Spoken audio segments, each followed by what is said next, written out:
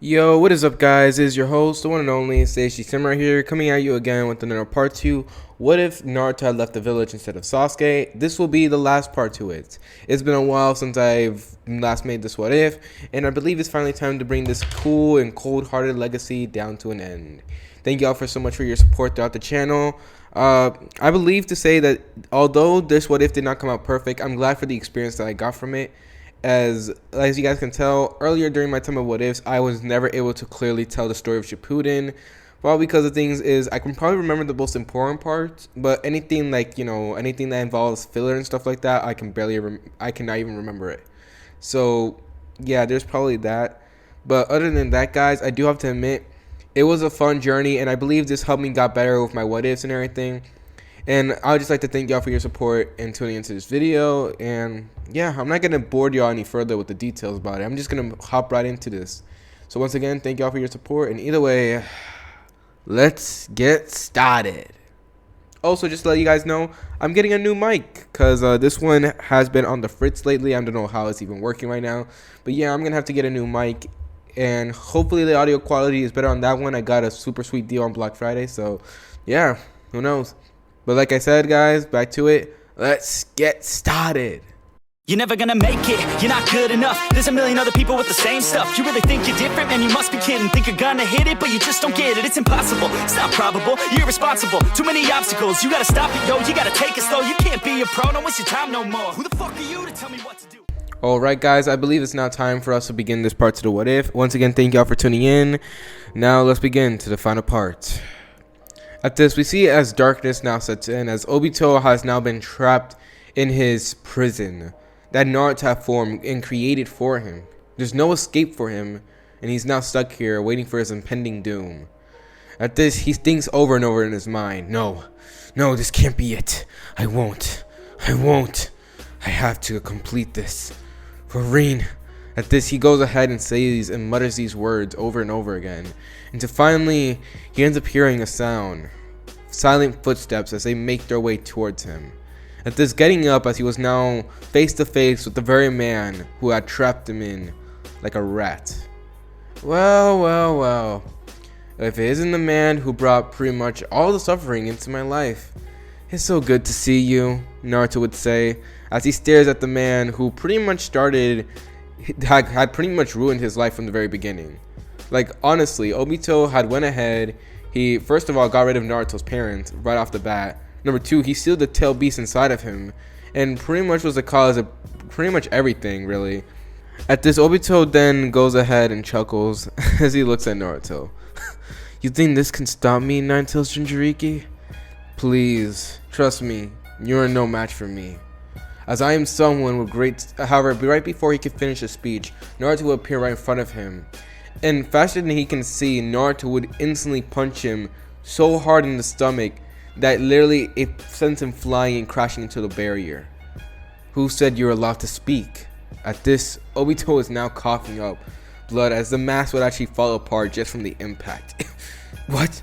At this, he looks at Naruto again as he then says, that was a cheap shot. However, once again, just as he speaks, Naruto would appear right above him, this time with an axe kick straight to the back of his head, slamming him directly down into the ground. At this, Naruto then tells him, I told you, who allowed you to speak? At this will go on for a while, of Naruto doing nothing more but punishing the man who had done him dirty throughout this entire time. Obito, he realized, over time, Obito didn't do anything. He took all of these, as the only thing he can wonder is why? Why? Everything was going flawless. There was nothing wrong with his plans. From the very beginning, everything went well for him. He formed the Akatsuki. He made sure to have all tail beasts in position. There was nothing that could have gone wrong with his plan, and then here came the Nine-Tails Jinchuriki. At this, on hindsight, Obito probably should not have messed with this man's life as much as he could, but still, he couldn't believe it that everything was about to end from the very thing that he had sort of created from the very beginning. He created this sort of version of Naruto by causing him a chain of events that would never have occurred if he had not done the simple thing of attacking his father at that fateful night. As by the time that Naruto was done punishing the man, Obito was barely recognizable. His face, heck, the armor, everything It was nothing more but a cruel and disgusting mess, as Naruto left him like a smudge on the ground. At this, Naruto looks at the man once again, as he looks directly into Obito's eyes, grabbing the back of his head. At this, Obito looks at Naruto as he coughs up some blood. What's wrong? Is that all you got? However, Naruto will punch him again, this time causing a few more teeth to come out. As Naruto sighs, "You're no fun." At this, Obito chuckles, as he says so in a hollow tone. It's hard to make someone feel pain when there's nothing left of them to give a damn about. At this, Obito begins to explain that he has no heart. There's nothing left to feel in this world. At this, Naruto goes ahead and actually stays quiet for a moment until he bursts out into laughter. At this, Obito is dumbfounded by it as he looks at Naruto laughing like a maniac, as Naruto's wholeheartedly full laugh would then turn into a psychotic one as he looks directly into Obito's eyes. "Trust me, bastard, taking from someone who took him and his bunch of pain, trust me, I know you can still feel something. But I'm gonna be the one to find out what it is." At this, Naruto then does something surprising as he taps into the power of the Rinnegan, looking directly into Obito as he sees all his memories. Until finally he ends up stumbling upon Rin. So there's your weakness. As by the time Naruto was done scoping out everything, he would look directly at Obito, who the man was still looking at Naruto with a confident grin, as this Obito was pretty much shattered about. There was nothing he could do. Or at least there was, until Naruto then did something. Genjutsu. And now this is where the true terror of everything that Obito had done to this very moment had all came back to bite him all at once. As Naruto had put the deranged simp in the most toxic, petty, and outright devious genjutsu that he could form. At this, Obito would open his eyes as he would see that he was now in a surrounding. His face was undamaged. At this, he looks around in surprise as this is when suddenly he would then see Rin, as well as a boy who looked exactly like him. At this, Obito looks around in shock as his perfect reality was formed. At this, in this reality, Obito did not die. He lived on. Him and Rin lived on. They had a happy life. Everything was perfect. But Naruto, this Naruto, nothing. Dude, I'll give him this. At least both him and the other Naruto are both creative, but this one is more psychotic, deranged creative. As Obito would live in a constant loop. If you guys want a reference, think of it when Meliodas had to experience Elizabeth dying over and over again for the trial. Obito had to do that, except there will be no power boost or anything. Nah. It will be the complete shattering of his mindset, as Obito had to relive it. His dream, everything coming true, and all of it collapsing over and over again. At this, in the real world, Obito was in a daze, as you could see that this man was honestly broken on the outside. As even in the genjutsu, you could see in his dazed eyes, tears would fall out, as there was nothing he can do but sit there, living this traumatic horror over and over again, having everything you love and then watch it all be taken away from you. At this, Obito would go through this so many times that he actually slowly begins to chip away at his life force, as this was truly the epitome of payback that Naruto had enforced upon the man. As Naruto looks down at Obito, he then gives off a satisfying smile. As after walking out of the prison, that Obito will now stay there forever until his life comes into an end, Naruto looks up at the sky feeling fulfilled. And now, it's time to wrap everything else up. Now at this, the following events would now occur, as after that, the events go by quite smoothly. Naruto village began to prosper as more trade inputs would then be put into it, as Naruto would have better deals. He has people shifting in more supplies, as well as he's also making alliances with smaller villages, causing them to join his village, making it grow in size and popularity. However, this will cause something as a friction of power began to emerge, as Naruto's village began to once again overstack the others.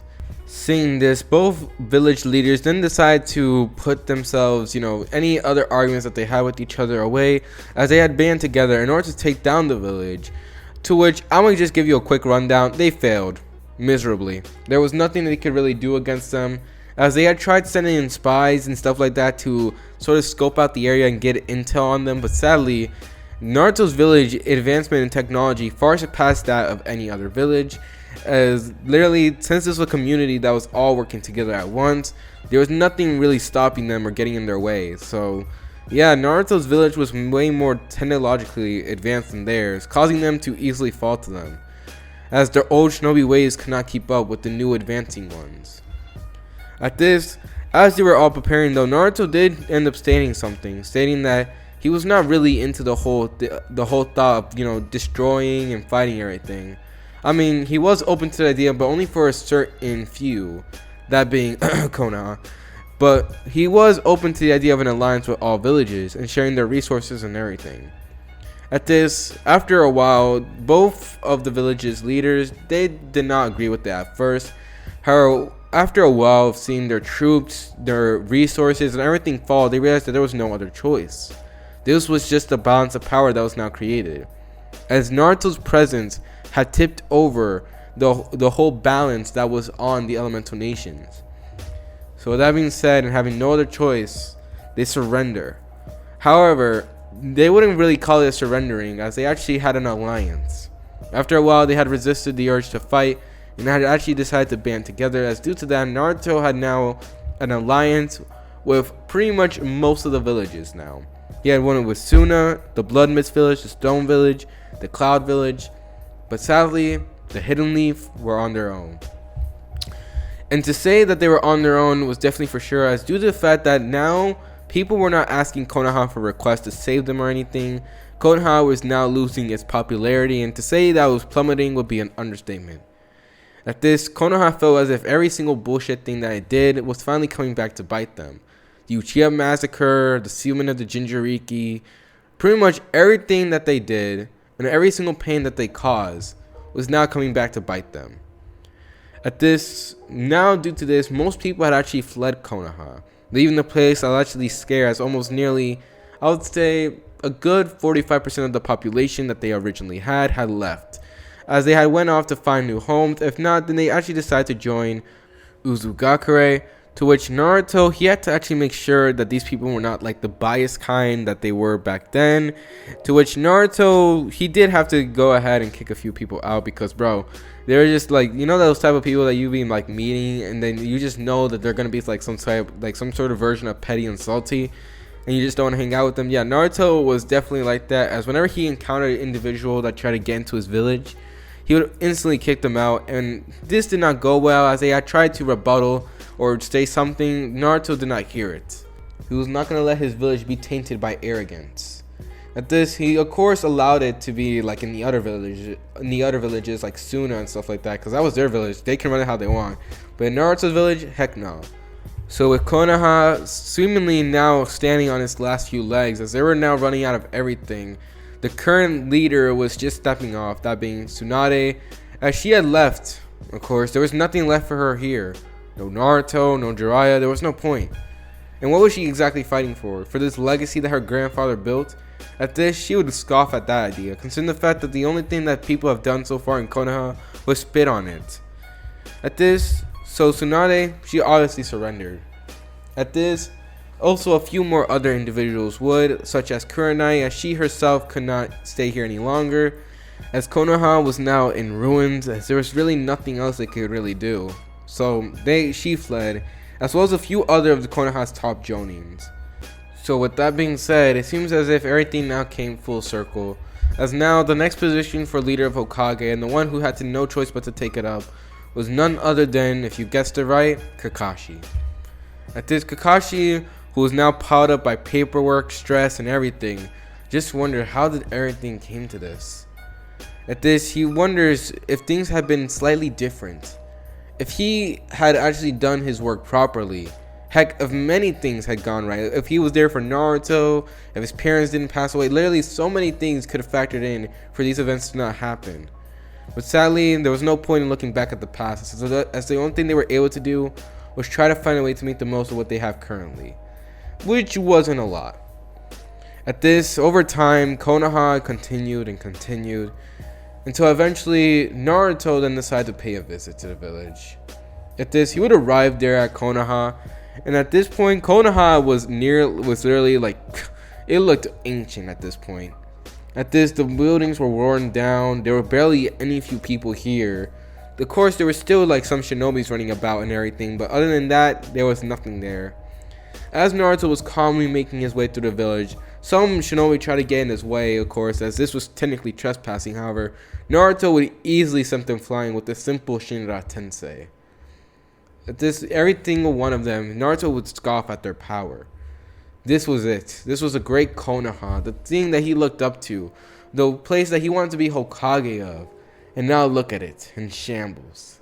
There was nothing more satisfying to Naruto at this moment. At this, Naruto would then suddenly be ambushed, as by all sides, every single one of them, the original Konoha 12 would then appear. As each one of them would appear, Naruto would look at every single one of them in the eyes. Well, isn't this a slightly cruel? Looks like a wave of nostalgia just washed over me. Naruto would say this with a calm and honestly arrogant grin, as he stares at every single one of them. This was just pathetic.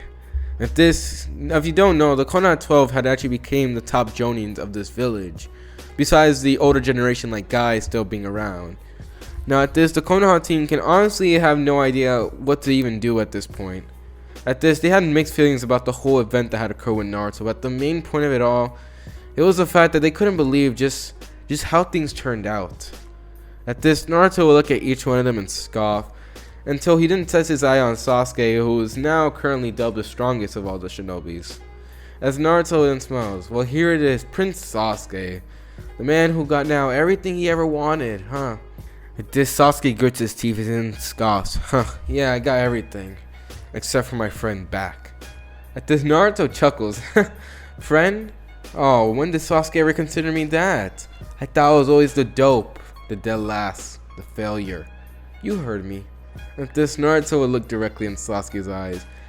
At this, Sasuke will once again try to blitz into action, but Naruto will weld him down, using the power of the Rinnegan to his advantage, easily sending the Uchiha flying. Don't even try it, Sasuke. It's obviously that you definitely have no strength here. You have no power over me. And now, I could barely even call you a threat. At this, Sasuke tries to get up again, but Naruto literally summons a few clones as he orders them to deal with the squad. At this, each one of the Konoha 12 would then jump into action as they try to do something to the clones, but however, they fail. They fail, as there was nothing they could do against them.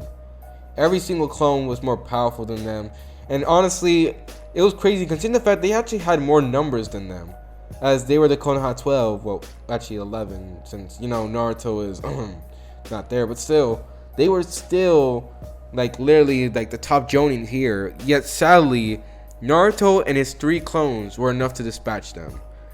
However, they were not done fighting, as they all got up from the beating that they got, as they all felt determined to save their village, as Naruto would then say, man, you guys are pretty annoying. Well, maybe this show shattered every confidence that you had.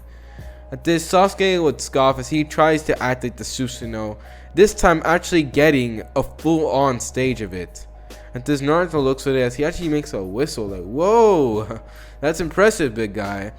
But let me ask you this, do you honestly think that even compares to what I have? At this, busting out all the stops, Naruto would then form the Kurama avatar state. However, suddenly, it would then be wrapped around in the bluish aura, as Naruto would then wrap around the Susanoo armor. As similar to that day, if you guys had played the Ultimate Ninja Storm game, how Madara wrapped around the 9 tails, the Susanoo, Naruto had did that, as it looked completely, exactly identical to what Madara had created. As everyone would look on in disbelief, as now everyone else in the village also saw it, and this only caused a few people to go ahead and decline their head in shame. There was not really anything they can do. Konoha was no longer in control and no longer had any power.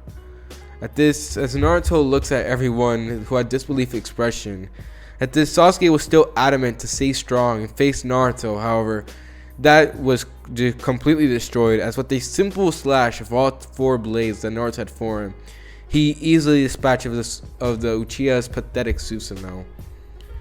At this, Naruto looks at the rest of the Rookie 9, who, although they looked at it as if they couldn't do anything, Naruto decided to make it even more, as this is when suddenly he would then actually says something to them more surprising, You know what's also funny?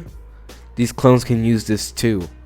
At this, just like that, almost identical to Naruto himself, every single clone would form exactly another replica at this. As Naruto, he has a large amount of build-up chakra within him, alright? As Naruto had took advantage of the Gela statue and all the tail beasts that were practically in there, Naruto had pretty much made it to where he can call upon their power. There was also the fact that Naruto had also made it to where each one of them can still talk with each other. Pretty much the tail beasts were now at peace, alright?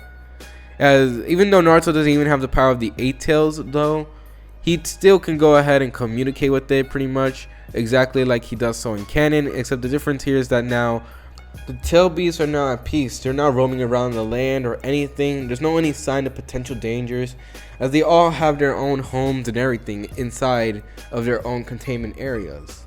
So at this, Naruto had pretty much brought peace to the tail beasts, as they're now able to live in comfortable and in silence. As for the others though, now Naruto was looking even more powerful, as there was nothing they could do, as the original Naruto would finally make his way to his final destination, the Hokage's tower. At this, after bypassing the Anbu that were stationed there, that Naruto had easily dispatched of, Naruto bursted into the door as Kakashi was there, who was now instantly on guard upon seeing Naruto. Naruto, you. At this, Naruto scoffs. Save it, Kakashi. I just wanted to look at the very man in his pathetic village, as I watch it all come crumbling down. At this, Kakashi looks at Naruto, as he couldn't believe everything that happened. So at this, Kakashi would then ask in a harsh tone, What? What do you want now? Huh? As this, Kakashi admits, what else is Naruto here for? Konoha is in ruins. It's barely standing, already as it is. At this, Naruto looks at Kakashi as the man would stare at Naruto in anger and everything. As this is when Naruto would then walk up to him, put a hand on his shoulder, giving the guy a smile. This is when he says, I know, isn't it perfect? As Naruto would look at Konoha, as it was now pretty much, like it really was on its last legs. As, buildings were collapsing, there was really nothing left. As Naruto would look at Kakashi with a sort of a spiteful grin, as he then says, you know, Kakashi, the truth is, I don't even care about what you said to me that day, but I do have to thank you. At this, Kakashi will look at Naruto as he will then calmly walk over to the Hokage's desk as he sits there. Man, I remember how many times I wanted to sit on this chair. I have to admit, it's really comfortable. As Naruto would put his feet on the desk, Kakashi would now stare at Naruto. Naruto would then say, I don't even blame you for it. In fact, I'm thankful. At this, Naruto would look at Kakashi as he then says, and before you start saying it, Kakashi, don't blame yourself. Trust me. As let me tell you this, alright? All this with Konoha, it was piling up, alright? But you were just something that broke the camel's back. As honestly, everything had all piled up to me. I was already having thoughts about it, but you were the one who gave me that final push. So if you have anyone to blame, don't blame yourself. As honestly, I'm thankful for what you did that day. Because if it wasn't for you, I wouldn't get to see the end of Konoha. And see as everything that finally everything that he had done, it was finally getting everything that it deserved in return. Kakashi says nothing more. As Naruto would then get up to make his leave, this is when Kakashi would then ask Naruto one last question. Why were you here? At this, Naruto would then smirk as he then turns to Kakashi. I'm being here to gather a few people who I dubbed actually deserve another chance. Their loyalty may stand for this village, but even they can see that it was now on its last leg. And I don't want to burden these people any further by letting them stay here in a collapsed home. At this, Naruto walks away as, after all, Naruto, he may not be exactly, well, I wouldn't say he's exactly like, fully evil, but I would say Naruto's not that much of a monster to let just very innocent people go away along with their home. So with that being said, Naruto takes a group of people that have been nice to him, also people that he's seen has not looked at him with those disgusted looks, as he actually takes them away and actually asked them to join his village. Few had accepted, few had didn't, actually went to look around for other villages or just trying to get away from the whole ninja area in general. As other than that, Konoha sooner or later began to fall. As sooner or later the word of Konoha or the village hitting the leaf was all nothing more but a word from history, as the village had soon collapsed on itself and no more was Konoha. As for your wondering for the fates of the others, well, many events had transpired. Number one being the fact that due to the end of Konoha, the Rookie 12, they all had decided to actually try to find a place away from it all. Sure, they were shinobis at heart, but in the end of the day, there was nothing they could really do. At this, for the few that actually had gone ahead and changed their ways, they actually had asked Naruto to actually go to his village, and he had dubbed those that were actually cool with him and actually changed to actually be allowed into it. Others had decided to go to Suna, others decided to go to the Blood Mist village. Pretty much everything of Konoha was now pretty much taken by everything else. No one knew where the previous Kage was, aka Kakashi, as he had actually went off. No one knows where he is, and honestly, quite frankly, most didn't even care. Same can be said for other few people, but other than that, everything went well. At this, Naruto did decide to cover up a little bit loose ends, that being the fact that he did eventually track down Tsunade. And after all, Tsunade was someone who was kind to Naruto and wasn't biased, so he actually allowed her a chance to stay in his village. At this, due to this, multiple things would occur. However, luckily, after a while, things began to set in, as a new era had now completely conquered this entire world, as all of the elemental nations were now united into one, as all the villages were now formed together.